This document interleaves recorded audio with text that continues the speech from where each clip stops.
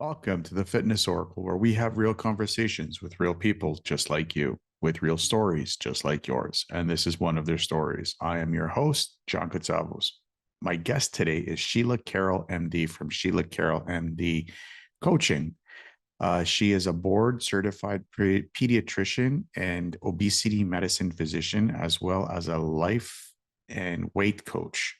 She works with parents who are struggling to keep their kids who are contending with extra weight and helps design a healthy lifestyle that they love with that includes nutrition, sleep, movement, emotional regulation skills, so every member in the family can thrive.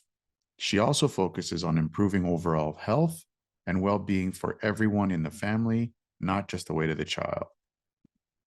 This episode is jam-packed with a lot of amazing content, that amazing value bombs that Sheila or Dr. Carroll gave us. I could have easily spent another 2-3 hours with her just talking about like different topics.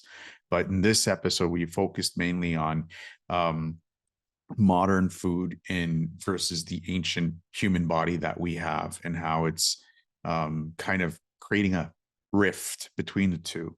The jobs of the parents and the jobs of the kids, the parent as a role model, and we get into teenagers and how that challenging aspect of their lives can kind of stir them and deter them and mold them in different aspects for their adult life. And we also talk about sports and influencers on teenagers. So this is a really good episode for you guys to listen to. I know you guys are going to get a ton of value out of it. But before you go, what I want to do is I want to ask you guys a quick question. Are you guys ready to take your life to the next level? Join the Fitness Oracle newsletter today and get exclusive access to a wide range of exciting perks. As a subscriber, you'll be the first to know about our new episodes, and you'll get early access before the release to the public. But that's not all. You'll also receive a one-on-one call with me, where we will discuss your fitness goals, your life goals, and how we can help you achieve them. And you'll get free access to our private community, where we hold community calls to talk about the episodes and how you're applying the lessons in the episodes to your life. But that's not all. As a member of our exclusive community, you'll also get access to some exciting programs that we're about to launch, so you can continue your journey towards fulfilling your life. So join the Fitness Oracle newsletter today and start your journey towards a happier, healthier you.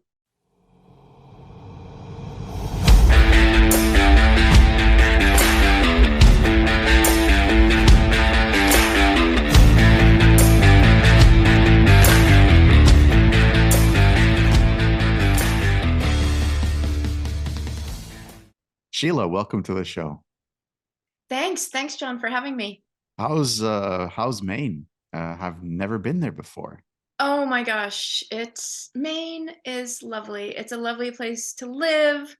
Today we're getting a torrential downpour, expected to have a lot of rain in the next couple of hours. But in general, I was born and raised here in Portland, and I still live in southern Maine.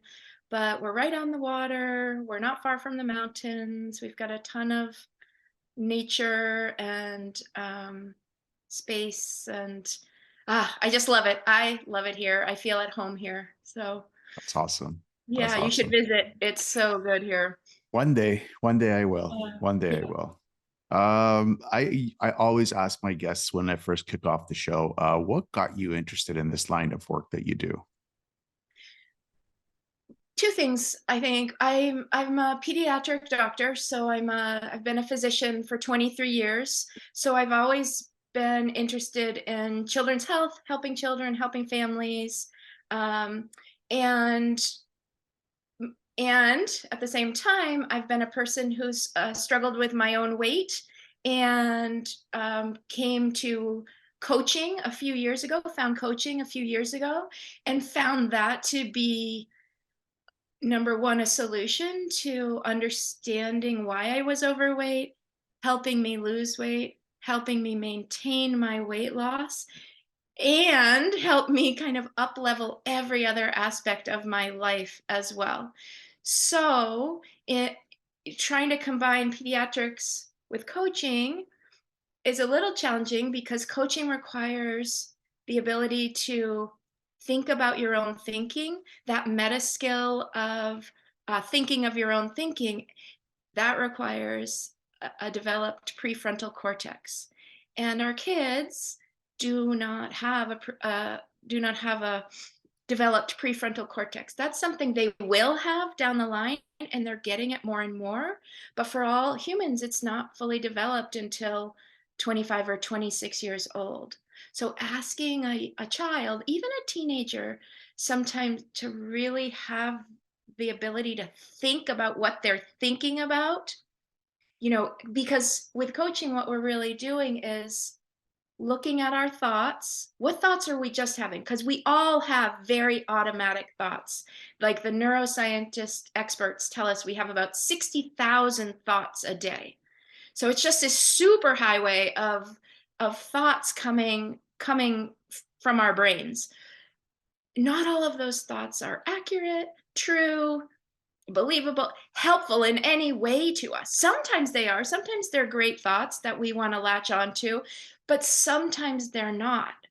So, what coaching does is help you become aware of the thoughts that you're having, how those thoughts are making you feel, and from that feeling, what you're doing or not doing, which gives you the results you're having in your life, Yeah. So if you can't really understand, if you don't have that ability to think about your own thinking, which kids don't usually, um, coaching's not really gonna be effective. So, but parents have that ability, and they have the ability to get a deeper understanding, well, first of all, of themselves, which is going to help their kids, but also of what's really going on in their kids life, meaning, yeah, their kids life, their kids brains, why their kid is doing what their kid is doing, um, and how to help them. So I transitioned out of clinical medicine into coaching parents, of kids. I have so many questions that you just talked about, but before we get into those juicy questions, have there have has there ever been any moments where you just said, I quit? I'm just gonna go get a 9 to 5. I'm not gonna worry about this anymore. I don't want to deal with coaching anymore. I'm just gonna go work at a clinic and just numb out. No, honestly, because I had a couple of medical jobs where I felt stifled. I couldn't really help the patients that I was trying to help, for a whole variety of reasons. I'm U.S. based, so I'm here in the United States, obviously in Maine, and our medical system isn't great about, in my opinion, isn't great about preventative care. Yeah. So I got bored, stifled, frustrated, and frankly burnt out by our current medical system. You need to see this many patients. You need to do this. You need to do this. You need to do this. And it wasn't great for the patients. It's not great for the physicians. And so coaching was actually um, an opening door, like a beacon of light, so to speak. It's just so powerful and so freeing, and I hope more and more and more people become aware of coaching, because the wonderful changes that I have experienced in my life, not just my weight, but just how I feel about life in general, man, I think everyone could benefit from that. Um, we won't veer off the theme of this topic because I can get into how the Canadian hospital system is also failing as well. Hmm. And It's really sad and hard to see for our patients, for people who need help, want help, and it's just so frustrating, as a doctor, and I'm and sure as a patient. I mean, it's just a challenge right now. well, yeah, when the patient feels like a revolving door, I mean, it doesn't really Mhm. do anything for patient care. And I know quite a lot of doctors. I used to work in a hospital myself, and I know they feel the same Mhm. frustrations as well. It's like, well, how are we supposed to take care of 250 to 100 patients at the same time? So it's hard. It's very difficult. Mhm. Mhm. But keeping on the theme of the episode where we're talking about food and kids and parents and all that really, really, really important stuff, in my opinion, because it is. If nutrition starts from the house and it goes outward, how has the modern food environment affecting us somatically? Because I've heard this one stat that our genes, yes, our DNA only goes through one transformation, one adaptation every 1,000 years. So because we have gotten so fast and gone so far with our food supply, how is that affecting us as adults, and what can we do for our kids to make sure that they, I don't want to say eliminate it from their diet, because I think that's an impossibility, but at least I make them aware, and so that they can control it in their older years. This is exactly the issue, and this is what, I'm working on, trying to educate people exactly what you're saying. Us parents, we need to understand the modern food environment that we're all living in, that we're all swimming in, and how our very ancient human body isn't designed to handle these highly processed, ultra processed foods, and it's wreaking havoc on our physical health, our mental health, and our bodies. So, about 50 years ago, there wasn't very much childhood obesity at all. I don't have the exact stat, but I think it's something like 6% of kids in the 1960s, 1950s, 1960s, only 6% of children were considered overweight or obese. That's a very small percentage. Now it's the latest data, is from 2017, 2018. So even pre-pandemic, um, it's somewhere between 20 and 30%. So in that 50 years, there's just been this increase in overweight. And just what you're saying is our genes haven't changed at that time, in that amount of time, but what's changed is the food, and our bodies, you know, how I explain it to kids and parents, it's kind of like we have the same exact body, as our ancestors, say 250 years ago, or and sometimes I ask kids, who's the oldest person you can think of, and sometimes they say their grandparent, and sometimes they think George Washington or Abraham Lincoln, and I'm like, good, okay, so what was Abraham Lincoln eating? So if you go back and you look, there wasn't all of this highly processed foods.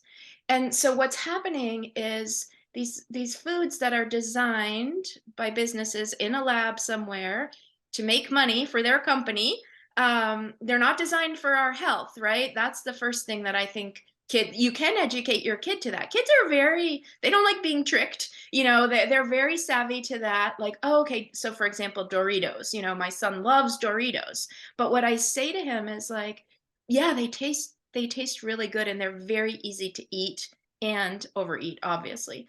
But the people making Doritos aren't really concerned about your health at all. They're concerned about selling those Doritos. So they've made them with just the right amount of whatever inside of them, so you'll keep eating them. That's just good for you to know, because now you can choose whether you want to keep eating them or not. But what's important for parents to understand is why your kid loves all of that food, why you love all of that food too. It's our human brains evolutionarily over time grew to seek out sugar, and because two things: it gave us a quick gives us pleasure through the dopamine pathway in our brain. We like that. And it's also connected to the dopamine learning pathway in our brain, where we eat it and we're like, oh, this is good, this tastes good, this is good for me, and I want more of it. So that's when our ancestors would come across a patch of berries or find some apples in season on a tree or whatever. But now we're having that every single 24/7, at the local convenience store, wherever we find that stuff. And it's super concentrated. So we're getting more dopamine. So our brains are like, oh, this is even better. Oh, this is even more strongly connected to, like, this is good for me. So our bodies are just doing what they were designed to do: keep us alive, store energy for future hard times. But the problem is, in today's world, there are no hard times, right? For us, for most people. Yeah. Meaning, like, that we're not starving, we're not going through long periods without nutrition. Um, so like you said, I don't think, the businesses are going to just all of a sudden stop selling these very unhealthy foods. I don't think Coca-Cola is going to say, you know what? I think we've done enough damage. I don't think they're ever going to, they're going for the money. The only recourse that we have is to understand what's happening and choose wisely. You know, it's fine to have some of that some of the time, but our bodies can't handle that most of the time. Do you think that the US FDA should put stronger measures intact for these corporations to say, you know what, you guys are killing the people? Like they back off with all these dyes and colors and all I this wish. stuff. Yes, I wish. Yeah, I mean, honestly, if you think about, why does Coca-Cola even exist? It's so bad for people. It's created so many problems, and over in other countries and other parts of the world, it's wreaking havoc too. Mhm. And there's not a single health benefit to drinking a Coke. Oh, So, so, like, why? So, 100%.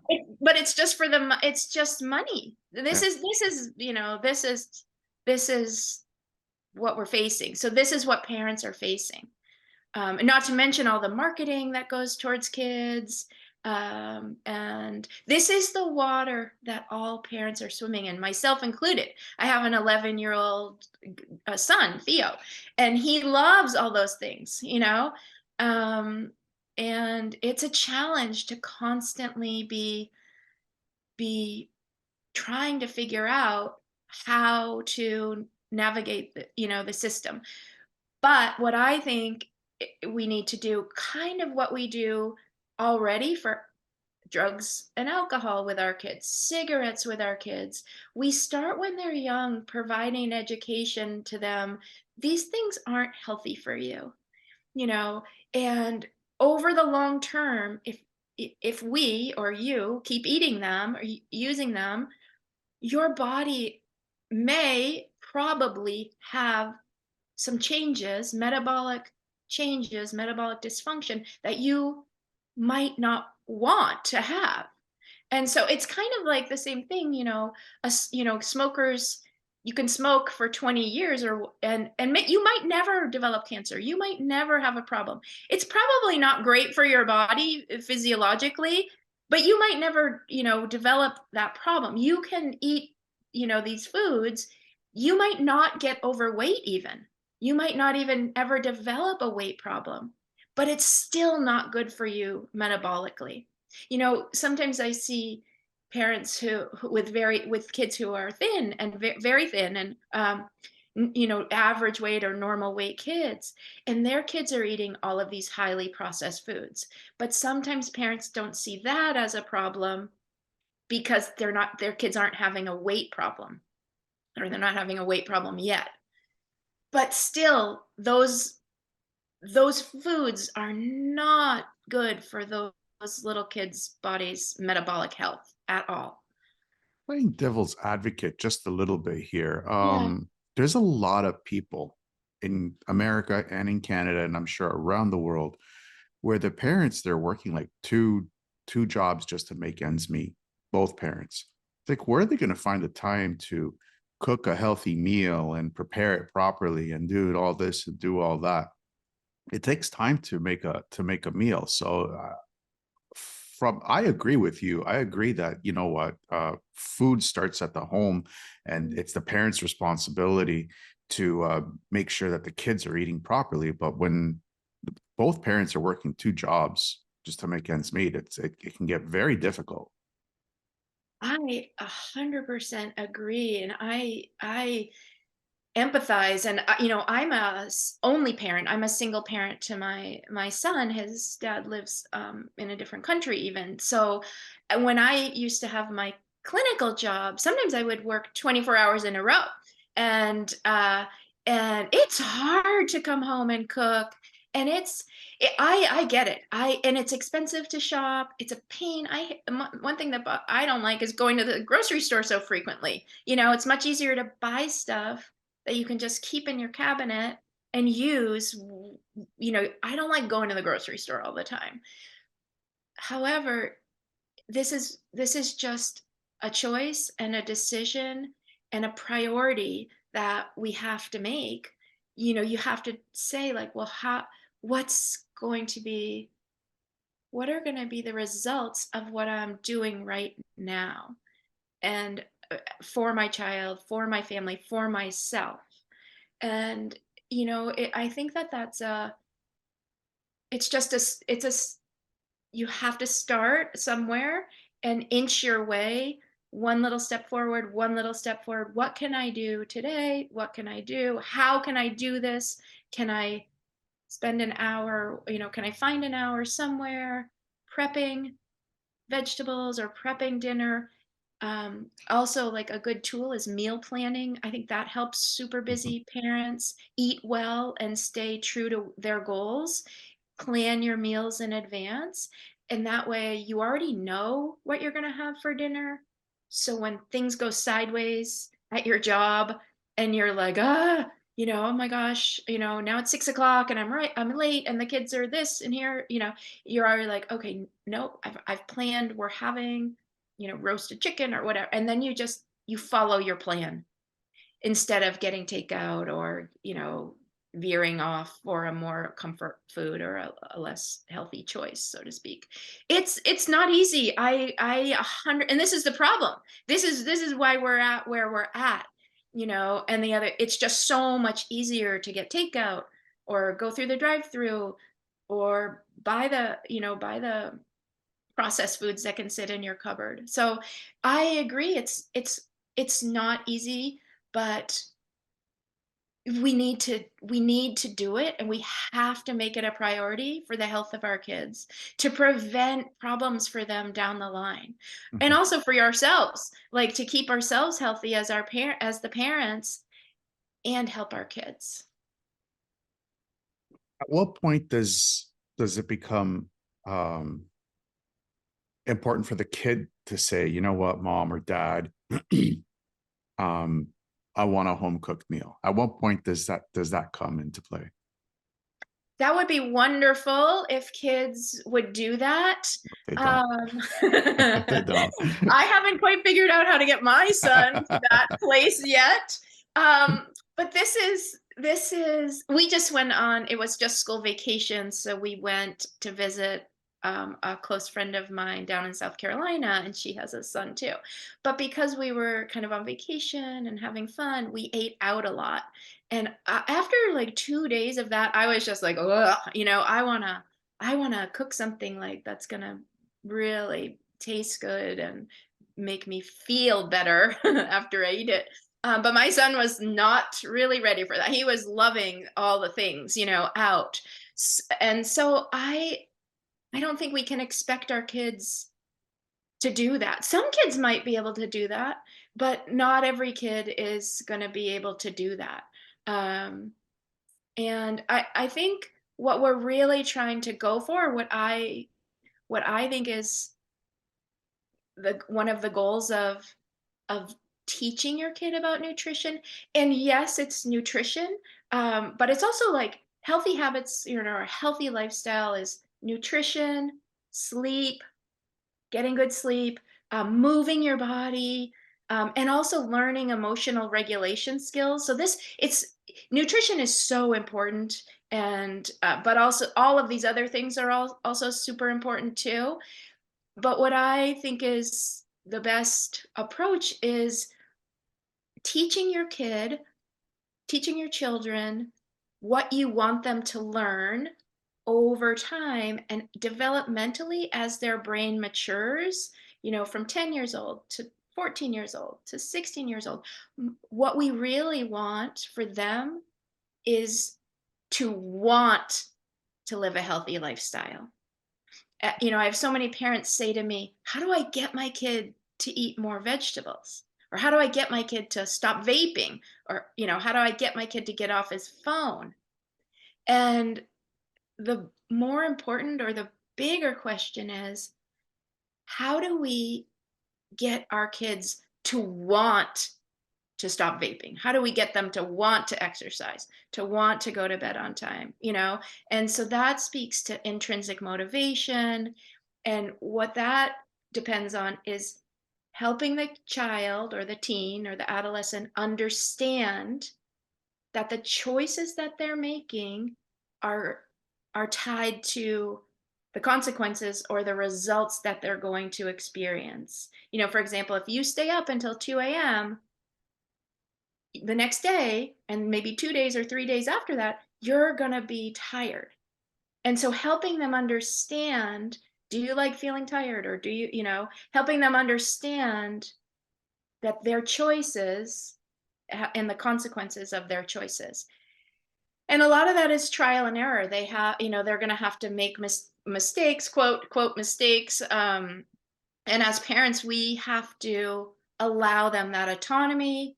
And us parents have to learn how to manage our own emotions and our own thoughts and feelings when our child is making a choice that we really wish they weren't making. Mhm. And we know that they really, frankly, would be better off if they didn't make that choice.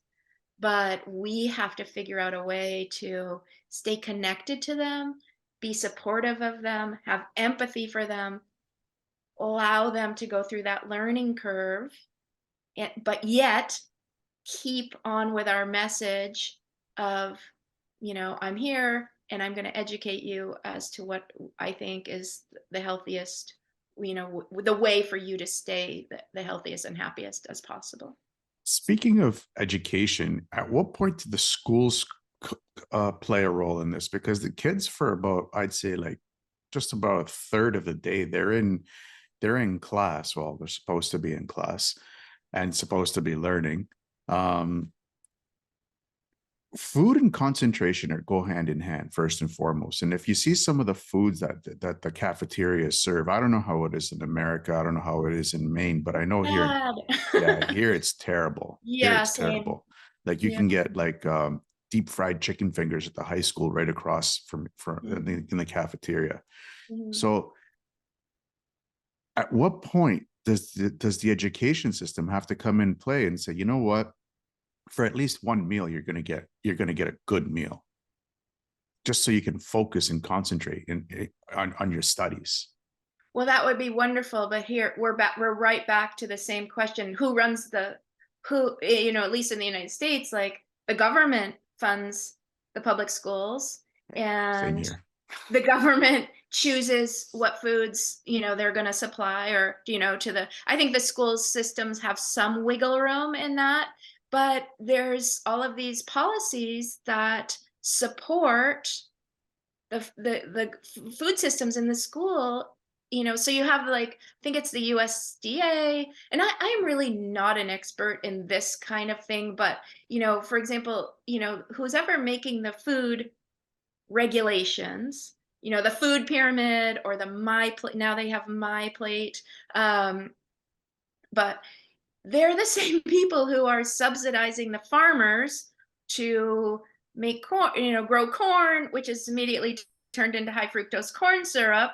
So the same people are making these recommendations for our kids to eat, who are supporting the very foods that are causing so much damage in our kids and ourselves and our adults. So yeah, it'd be wonderful if the schools, i.e. slash government, would step in and um, change what they're offering our kids. But again, I don't think that that's going to happen. Yeah, I don't think so either. Yeah. Again, it falls back on the parent, right? Instead of giving little Johnny and little Jenny school lunch money, pack them a lunch.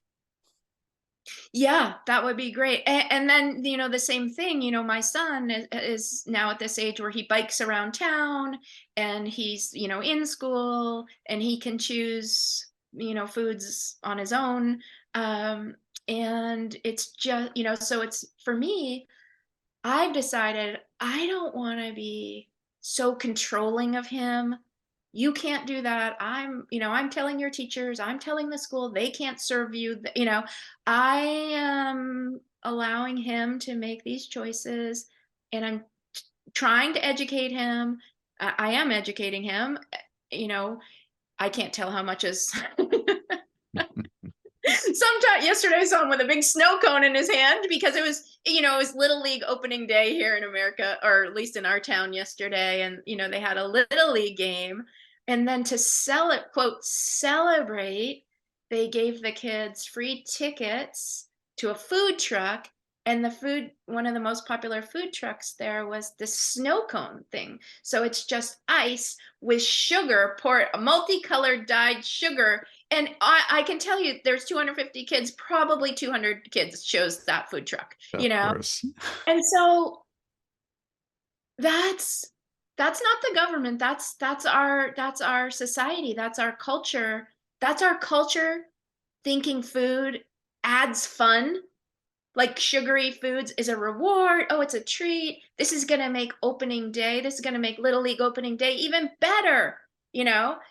That's a cultural shift that we can make ourselves. you know what I'm trying to show my son and teach parents is that food is just food. It doesn't make something better. It doesn't make your day better. It doesn't make, and in fact, when you put it all together, the consequences of eating that could in fact make your day down the line a lot worse. But we still reward ourselves. This is emotional eating. This is what we're talking about, right? Mhm. Emotional eating is eating for any reason other than other than you're truly physically hungry. So if you're truly physically hungry after playing Little League, snow cone is not really option number one to fuel your body in a way that your body needs. So the snow cone was just for fun and adding enjoyment. But it's just such a complex message that we're sending these kids all the time. But at some point, it's kind of important to have the junk. Like it's, I find it hard to, especially with kids. Like I remember when I was a kid, playing on my grandmother's street. Um, we were running up and down. Myself, my sister, my cousins, my friends, we were all high on sugar. We would buy these tubes filled with sugar, colored sugar, and we would Yeah. just drink it like it was a drink, and then have a Coke on top of it just to wash it down. So, but those were good days. Like I remember those days. They were a lot of fun because we were all high on sugar. I mean, okay, we all have cavities because of it. We probably have some underlying issues because of it, but whatever. We were just But were you having fun? Maybe you were having so much fun because you're with your friends it and you're could. running around. What about the kids in the 1940s and 1950s who were running around without Coca-Cola and without those pixie sticks or whatever you're talking about? Like, they're having fun. Kids have had fun all along. No, I know, but I agree with you. I agree with you. Coming from the health from the health industry, I agree with you that you know what, sugar is not a good thing for kids. But I'm just saying, like sometimes a kid just has to be a kid and just enjoy the sugar sometimes.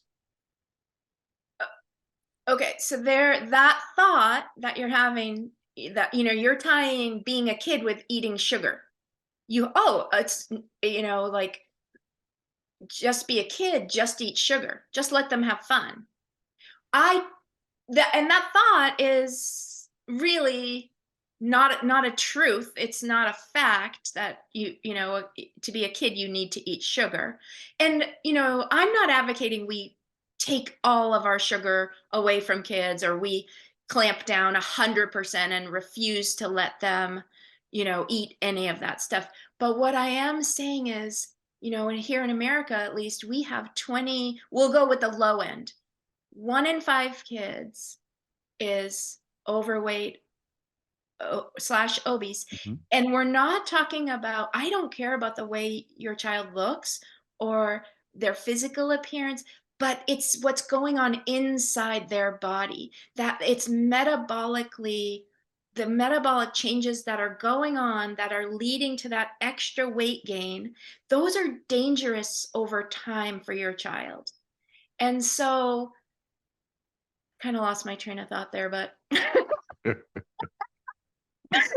but I just don't think that, I think that that thought that all of us parents have, which I used to have that thought myself too.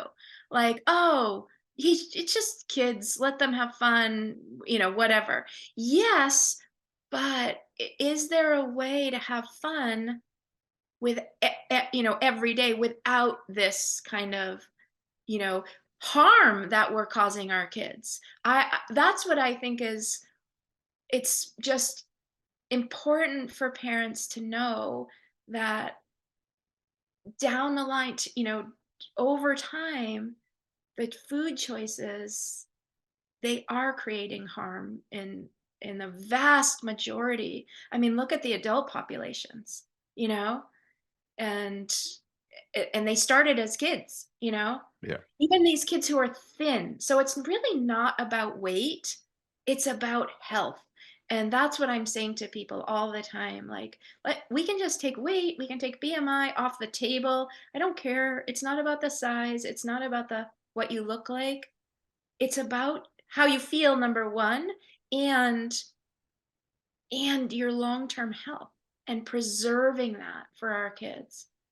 No, I agree with you because there's more to that story than just, you know, letting a kid be a kid and just eat sugar because Mm, it will lead to mental being able mm. to deal with your emotions when you're an adult. As an adult, eating a lot tons of sugar when you're a kid could potentially, I'm really reaching for this one, could lead to depression later on in your life.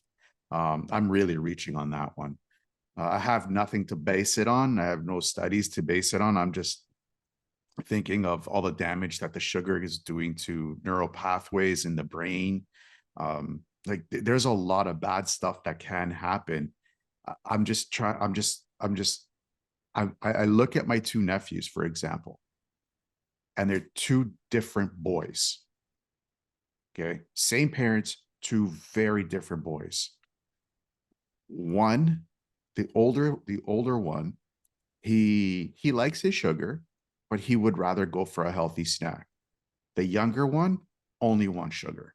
Mm. It's just how they were, how they grew up. Like it's it's hard to push the young one to say, you know what, have the apple instead of the lollipop. You His know, brain, yeah, they're different, they're wired differently. And we all are. Everybody's response is slightly different. And, that's why in the past, this shaming, of overweight, of people who are overweight, oh, it's a personal failure, you just didn't make the right choices, there's something wrong with you, just that has been so damaging to so many people.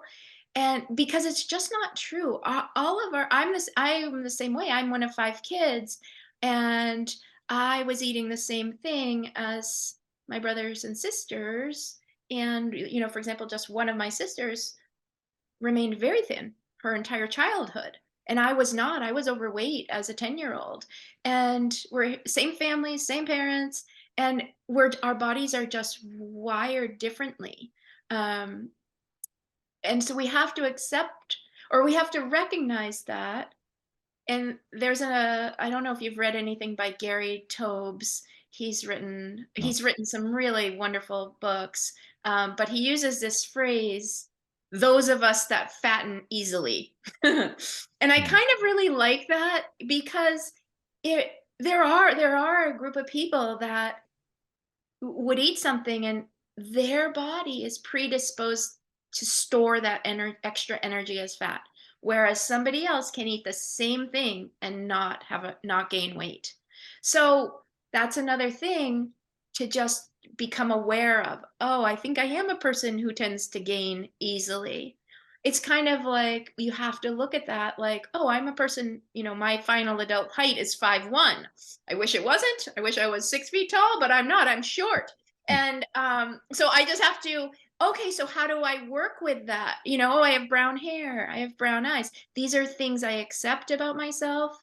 And the same thing. Oh, I'm a person who tends to gain easily. So what do I have to do to create the situation I want for myself? mhm. Um, let's switch gears a little bit from little kids and let's get into the very, I want to say, challenging part of a human's life, their teenage years. Uh, there's a lot that's happening in teenagers, from hormonal imbalances, hormonal changes, to uh, understanding that life isn't fair, to understanding that being part of certain groups will help you get more further in life than other certain groups, which again falls into the life isn't fair. And to add in all this food, this easy to consume food. Now, I know teenagers these days, I don't know how it is in Maine, but here in Toronto, most teenagers do not have jobs. I know when I was a teenager, I was working it from the tender age of 14 illegally. Um, so now I have an influx of money, which I can buy food more easily and stuff more easily. Um, how would you talk to a teenager so that they can understand, you know what, you're still not out of the woods with a sugar thing. Try to make better decisions with your with what goes into your mouth. At least control that. Yeah, this is a very challenging topic for sure. And for kids, they and a teenager's brain, yes, more developed than an 11-year-old brain, but still not fully developed. And their prefrontal cortex is not done maturing until 25, 26 years old. So education, parental education to or a physician education to the child or to the teen about the potential harms of sugar, or why we think you shouldn't be eating this much processed foods. And at the same time, okay, this is why we think eating more fruits and vegetables are good for you, eating more protein, drinking water instead of soda or sports energy drinks. So educating them to what their body actually needs and potentially the harms of the other choices they're making.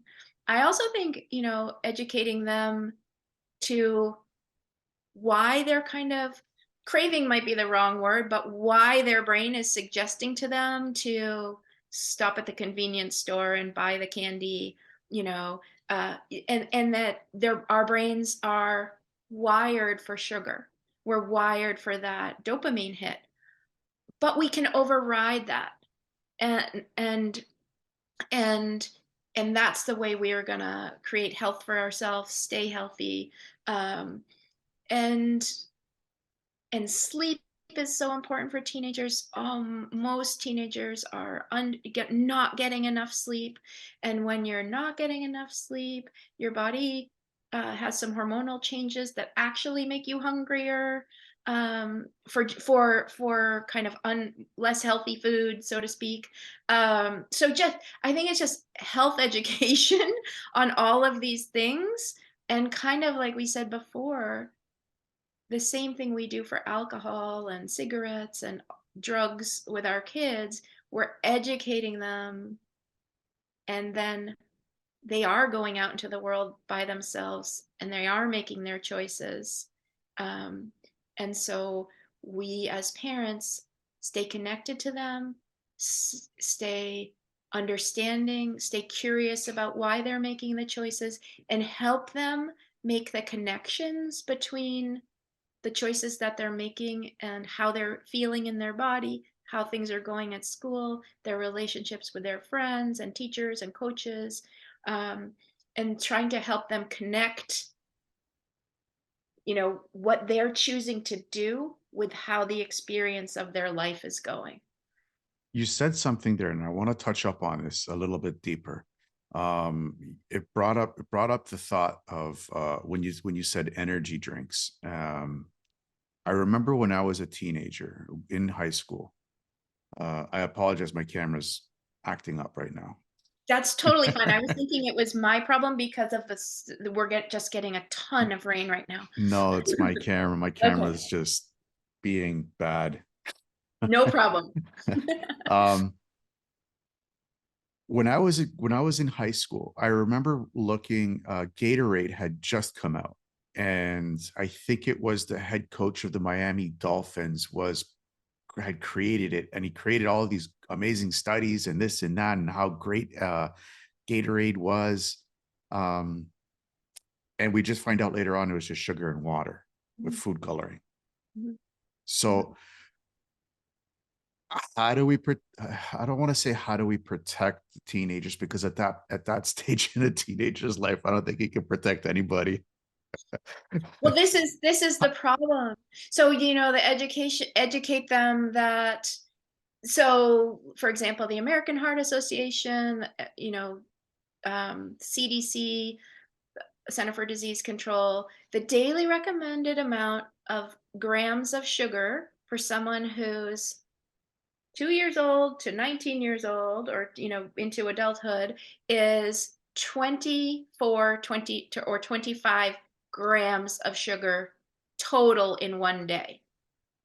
A Gatorade has, well, different depending, but the last Gatorade bottle that I looked at, the label, it had 39 grams of sugar in that one bottle.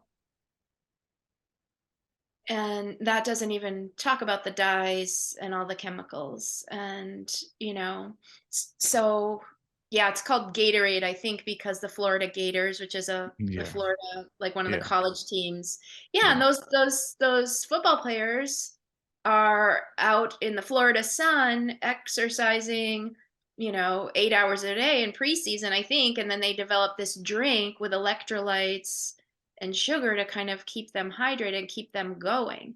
But, most people drinking those are not under those strenuous circumstances. My question was going to go towards the influencers, the athletes, the models, the high ranking people out there that are pushing these products. How do Yeah, you tell how do you tell the teenager, look, they're just getting a paycheck out of this? yeah. Yeah, it's the same thing, yes. Why do you think, I don't even know who's advertising Gatorade right now, but you and I have been talking a little bit of hockey, and at least here in the United States, they are pushing this gambling. I don't know if that's going on Yeah, in Canada, but there's, bet 365 or something, and they yeah, have FanDuel or something oh like that. here they have like Wayne Gretzky and Connor Yeah, McDavid.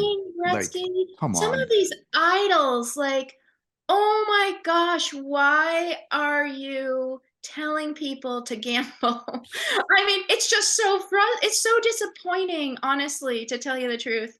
And so, yeah, so when I'm watching hockey with my son, I'm saying, these are big celebrities telling people, to do this, and that's fun, looks fun or whatever, but they're telling people to do that.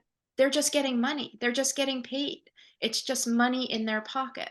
And unfortunately, they haven't decided that it's not worth it for them, It's not it's money. Is everybody wants money. Yeah, Wayne Gretzky. Wayne Gretzky wasn't somebody that I looked up to as a kid. I think it's after he left Edmonton, I lost interest in That Mr. happened to Tom Gretzky. Brady with my dad, with Tom Brady after he left the New England Patriots. My dad was like, "We're done. We're totally done." It's really more of a broken heart than anything else. Well, for me, it's interesting because I was in high school when he got traded, and that's when I realized he has no loyalty. These influencers out there, they Yeah, have no yeah, loyalty. it's It's a job, yeah. yeah, they're But they're also loyal. Edmonton would trade him if it was gonna work out for him, so, for me at least, I don't think it's sometimes it's the players, yes, but also it's the clubs. They're just businessmen, The team we're here in Maine, we love the Boston Bruins. That's our people. And Cam Neely and Don Sweeney, they'll trade anybody. If it's gonna benefit them, it's not personal. They're protecting their business. And so the players protect themselves. And Yeah, they're just getting the money that they can while they can get it. But it's not helpful for our kids, for sure, you know? yeah, because here's these influencers,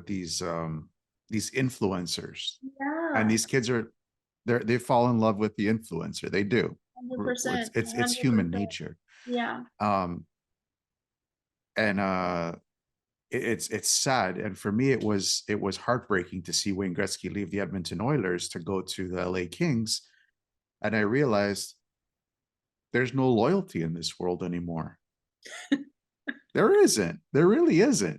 I'm like, it made me even happier when the Edmonton Oilers won the Stanley Cup. I think it was 2 seasons after. Mm, It made it so much sweeter, yeah. so much sweeter. I am uh, in the Western Conference. I am an Oilers fan. I still am, but here, sorry, I'm a Leafs fan. Yeah. I know. I know.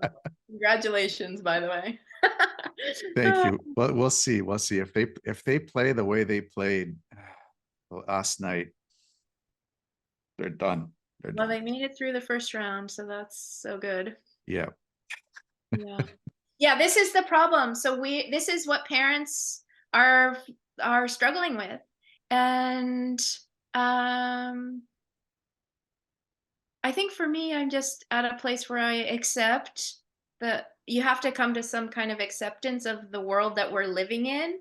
And then what I say to myself is, I'm going to control what I can control, Yeah. which is what I do, which is how I show up for my son, how I educate my son, kind of the values we have as a family. And because that's the only thing I can control. The truth is, even though my son is only 11, I can't control him. Even if you have a 2-year-old, you really can't control a 2-year-old. Every human has their own agency.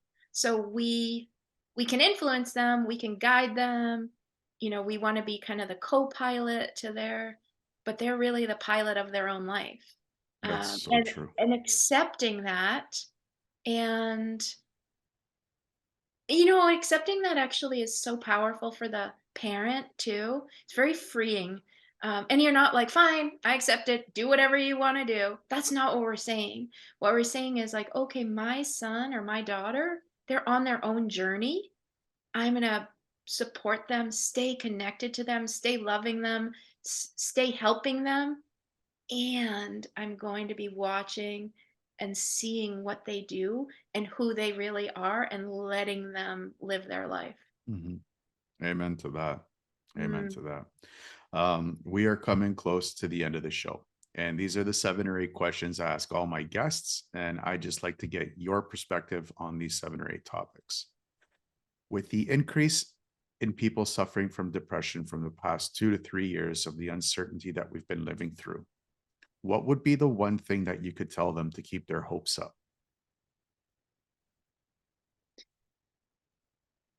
Well, for I think one thing that's been helpful for me in the past when I've been having some issues, so some period, low period, so to speak, is to really understand that um, nothing is permanent. Things change. So while you might be feeling low or depressed now, it doesn't mean you're always going to be feeling that way. That was important for me, even though it's really hard to accept when you're not feeling that good. It actually really is the truth, because look at it like when we're happy or something's going great, we feel, we just get a promotion or, whatever, and you're feeling great, but that feeling great doesn't last forever either. That fades away over time. So trying to keep it in perspective. And for kids, what I help parents understand is that we need to educate our kids when they're young that half of life, probably 50, 50-50, the 50-50 of life, 50% of life is like on the easier to tolerate emotion side of things, happy, calm, peaceful. And then the other half is kind of the more challenging feelings to feel. But it's normal to not feel happy all the time. It's normal to have some levels of depression. If it's interfering with your daily life, if it's causing lots of problems for you, then you need to go to your doctor and seek extra help, or get therapy. um but it's normal. Sometimes my son is like, whatever, mad, sad, doesn't want to go to school, and I'm like, it's normal to feel that way. You're not Mhm. supposed to feel happy all the time. I had a patient one time or a mom tell me this was the whole premise of the visit, was that she felt like her daughter, her teenager, should be happier than she was. The mother estimated that her child was happy, uh, like, yeah, about 50% of the time. But the mom, in her own mind, said, I'm thinking she should be happy 80% of the time. She goes, for example, we just got a new puppy, and she's happy about the puppy and she plays with the puppy, but she's not quite as happy as I think she should be about the puppy. And it is really like, I don't want to say heartwarming, but I think this, as parents, we do want our kids to be happy all the time. We do want, other people, our friends, our parents, we do want other people to be happy. That would be so wonderful, wouldn't it be? But the truth is, it's not real life. And frankly, if you're happy all the time, you've nothing to compare it to, so you wouldn't even know you're happy all the time. Mhm. But I think preparing your child that life is this whole spectrum of feelings, and we, like ride waves up and down of all of these feelings, and it's normal to have negative feelings half of the time. Very cool. What's the one thing that you do daily that amplifies your ability to stay focused? I make sure that I get good sleep. I sleep, if I'm not rested well, my focus is challenged. And I spent years of my life, literally 20 years, as a physician, um, up all night at times. getting terrible sleep. For 10 years, I had a job where I would work the day shift and then the night shift, day shift, night shift, day shift, night shift. Honestly have sometimes have very little recollection from some of those years because my sleep was so terrible. One day I'd be working 7 a.m. to 7 p.m. The next day 7 p.m. to 7 a.m. up all night. So sleep to me is something also that if you're an adult and you're not getting 7 to 9 hours of sleep, if you prioritize that before you even change anything you eat or trying to get yourself to exercise if you haven't been exercising for a long time, you prioritize your sleep, you are going to feel so much better. I mean, sleep is so magical for so much health improvement. It is, to me, the lowest hanging fruit. Sometimes parents, especially parents of younger kids, like they've been through a rough day, they finally get their child to bed, and then they just be like, "Oh, I need some me time. I just need to," they flick on Netflix or whatever and just kind of zone out. But if you, instead of doing that, if you went to bed and got, instead of watching Netflix or scrolling for an hour and a half, you got that extra sleep, you are going to experience so many health benefits, mood benefits, it's just incredible. So sleep is so powerful. Yes, 100%. Um, there's other health benefits of leaving the screen off. Oh, totally. Yeah. Yeah. If you could pick up the phone right now and call yourself at 20 years old, what would you tell Oh, yourself? jeez. Um, that's a hard question. That's tough. I guess I would tell myself, you're already 100% valuable. You're already 100% worthy. There's nothing you need to do to be more valuable. Because I think, you know, that is such an important message. I tell all well, I tell my patients, but I tell my son this all the time. As a human, you're born, perfectly valuable. There's nothing you need to do. You don't need to earn a degree to be more valuable or to be more worthy. You don't need to lose weight to be more acceptable, to be more valuable. You're already there. And from that place of your cup already being full, then what do you want to do to evolve and grow and stretch and live your life? Because sometimes, I think, especially as a 20-year-old for me, I just felt sometimes, and I was an overweight 20-year-old, so I felt less than. I felt like not quite, not valuable in a lot of ways. Anyways, that's, I guess, what I would say looking back. Well, looking back, would you change anything? um It's hard to say. I guess I'll just say no. Yes, of course I would change things. But I appreciate what I have right now. So when I look at my, just lovely 11-year-old son, if I look back and say, "Oh, I probably wouldn't become a doctor. I probably wouldn't have gone to, if for example I changed that thing about myself, then I probably wouldn't have my exact son who I have right now." You know? So, I guess I'll say no, um, and of course, yes. Tweaks along the way, right? Yeah, exactly, exactly. What scares you? Well, bringing it back to my work, I am scared about our health. I'm scared about the world that we're living in right now with this food system um, and and how us doctors and the medical system aren't doing. And it may be because our hands are tied and all of the things, but our patients are suffering emotionally, physically, and it's getting worse, and people's health is getting worse. And if if people don't take control of their own health and understand what's going on, I think that that's just going to keep getting worse. So that's a little, that's fright. I'm frightened for the children's health, honestly. You know, for example, all of these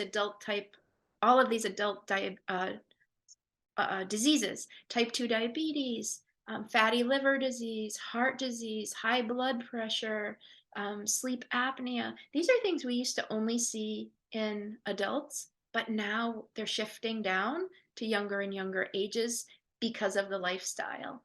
So, and when you don't have your health, you don't have much else, you know? If you are unhealthy and not feeling good and you have $2 million in the bank, you probably don't care, because you can't do what you want to do, so health is so valuable. Yeah. And we can go off on another podcast on what you just said. Yeah. Where do you see Sheila Carroll MD coaching in the next 5 years? Well, I would love more and more parents to just become um, introduced to the idea of coaching. And so I'm hoping, going on podcasts like yours. Um, coaching is just so powerful and is such a game changer. And it's so accessible and easy to do. Um, and all the skills and tools that you can learn with coaching up level your life. So my goal, especially with my business, is trying to help the kids but also help the parents enjoy their life and enjoy their kids more. So I'm that's for the next 5 years I'm just going to be working on trying to spread this message and empower parents as much as I can. Very cool. How about you personally? Where do you see yourself in the next 5 years? Um, I let's see. I'm 55, so I will be getting 60, being 60 in the next 5 years. My son's 11, so he'll be 16 or 17, and he'll still be in high school. The truth is, John, I'm really happy. I love where we live. I love what I'm doing for work. I'm so happy with my son and our relationship, and so I hope, for the next 5 years, if I can be kind of where I'm at right now, I'm I'll be really thrilled with that too. Awesome. Where can people find more about you? I have a website. It's my whole name, SheilaCarrollMD.com. That's probably the easiest place. I'm also on Instagram. I'm just getting used to being on Instagram at Sheila Carroll MD. Those are probably the easiest places. Cool. We'll post all the links for people to have easy Oh, access to you and your content. And if they need to reach out to you to have a conversation, we'll post those links with the show notes as well. thank you, John. Any final thoughts? No, this has been a great conversation, so wide reaching. And this is just such a important topic. And so I really want to thank you for talking with me and all your thoughts and insights. Well, thank you for coming on the show. I think this is a very important topic to have. Um, Even for a lot of men that are down and out, the one potential reason why they may be down and out is because they don't know what to do with their kids if they have the kids. It's a big for any self-respecting man out there. I mean, you are the cornerstone of your family, and if you can't